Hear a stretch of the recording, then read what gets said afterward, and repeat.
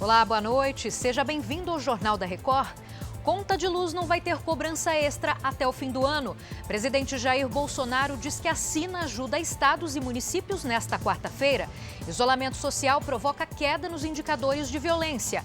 É agora, no Jornal da Record. Oferecimento Bradesco. Empréstimo para começar a pagar daqui 90 dias.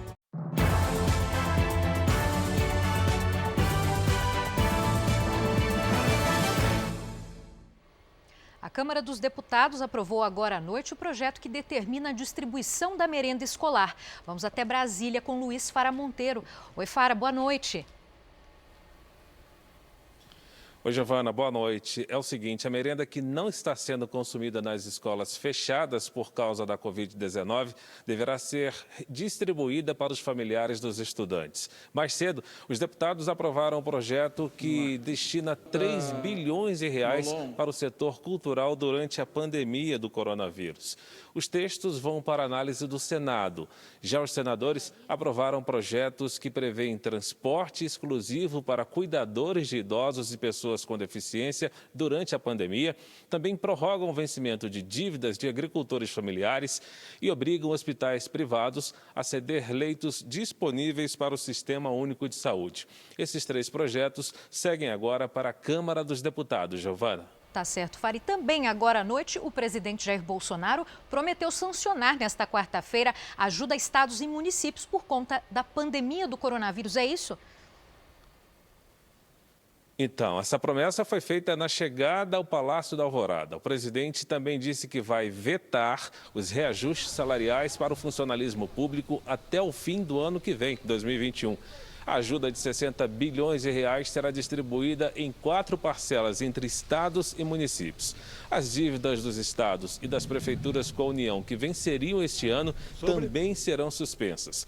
Mas Bolsonaro alertou que após essa ajuda, nenhum outro socorro a estados e municípios será feito e que prefeitos e governadores devem reabrir a economia de forma racional, Giovana. Tá certo, Fara. Agora, antes de encerrar com você, o ministro da Secretaria de Governo, o general Luiz Eduardo Ramos, falou sobre o papel do Exército no governo. É verdade, o ministro rebateu a existência de qualquer influência política do Exército no governo do presidente Bolsonaro. O general divulgou uma carta criticando parte da imprensa em resposta a uma acusação de que os ministros militares estariam negociando cargos com políticos. O titular da Secretaria de Governo afirma ainda que a formação de uma base governamental é necessária para a aprovação de inúmeros projetos de clamor da sociedade e que essa tarefa seria parte importante da missão que será cumprida de acordo com o general. Ramos ressalta ainda que no diálogo com políticos não passa nada que não seja republicano, legal e ético. E ao lembrar que soldado não escolhe missão, Luiz Eduardo Ramos afirmou que foi convocado para integrar o governo. Vamos acompanhar a fala do ministro. Eu estou na ativa porque foi uma opção de momento. O presidente da República é o comandante supremo das Forças Armadas.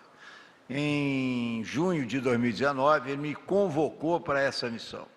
Quero deixar claro que eu estou aqui como um cidadão que foi integrante do alto comando do Exército. Eu não tenho contato nenhum, a não ser o contato de amizade, que até hoje, como já o Braga Neto, que também estava no alto comando, não participo de reuniões, então não há nenhuma ligação de eu estar aqui representando o Exército. Eu represento, sim, pela minha responsabilidade, em nome dos companheiros que ficaram, por eu ter sido um oficial general da ativa, de ter participado das reuniões do alto comando de toda uma vida.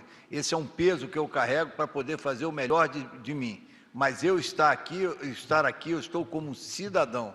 Não há, todos nós, aliás, todos que estão aqui, não há nenhuma influência política, o que seja, que esteja sendo ligado ao Exército.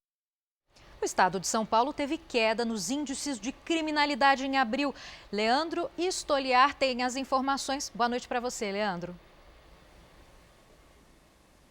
Oi, Giovana, boa noite, tudo bem? É o seguinte, com menos pessoas nas ruas por causa do isolamento social, houve quedas históricas nos índices de vários tipos de crimes. Eu tenho aqui os números, olha só, o furto caiu para menos da metade na comparação com abril do ano passado, diferença de mais de 23.800 casos. O furto de veículos caiu quase pela metade, 49,3%, é o menor índice desde 2001, e os crimes com o uso da violência foram os mais baixos dos últimos 19 anos. Roubos a pessoas caiu 30% e roubo de veículos caiu 45%. Estupro e latrocínio, que é o roubo seguido de morte, também caíram. Só roubo a bancos e extorsão mediante sequestro se mantiveram iguais a abril de 2019. Giovana, com você. Obrigada, bom descanso, Leandro. E a Agência Nacional de Energia Elétrica suspendeu a cobrança de taxas extras na conta de luz até dezembro. Leonardo Ack, boa noite para você. O que isso significa na prática?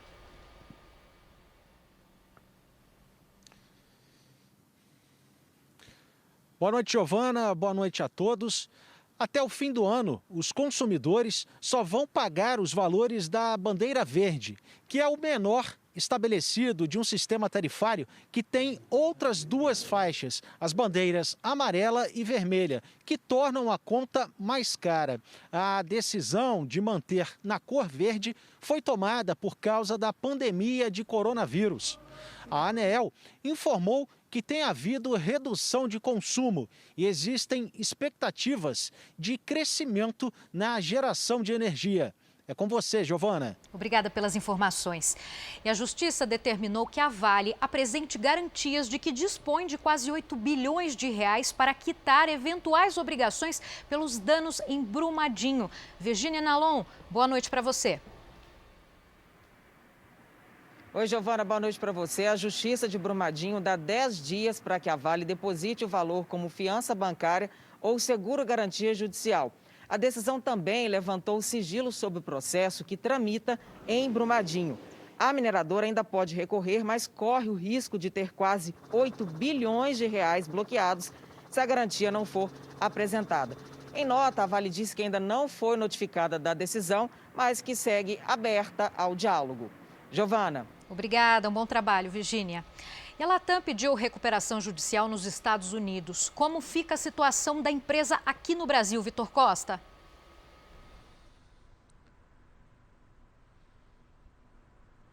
Boa noite. A companhia pediu socorro de 2 bilhões de reais ao governo. Esse dinheiro vai sair do BNDES. 10 aviões da Latam que estavam em aeroportos brasileiros foram impedidos de voar por solicitação dos proprietários. Mesmo assim, a empresa garante que continuará a voar no país sem nenhum impacto nas operações de passageiros ou de cargas. O BNDES e um grupo de bancos privados negociam ajuda total de 6 bilhões de reais para as companhias aéreas que operam no Brasil. Isso para que elas possam enfrentar a crise do setor. Vitor, boa noite. E o governo do Amazonas revogou nesta terça-feira a norma que suspendia o transporte intermunicipal e interestadual terrestre no estado. A suspensão estava em vigor desde março, por causa da pandemia. A revogação atendeu a uma recomendação da Procuradoria-Geral do Estado para que Manaus acatasse uma decisão da Justiça Federal. Essa determinação ordenou o fim das práticas que interferem no livre tráfego de pessoas entre cidades. Com a decisão, o transporte de passageiros está liberado em ônibus e micro-ônibus, sejam públicos ou privados, e também em táxis e lotações. E essa edição do Jornal da Record termina aqui. Outras informações no Fala Brasil, 8h45 da manhã. Boa noite, obrigada pela audiência.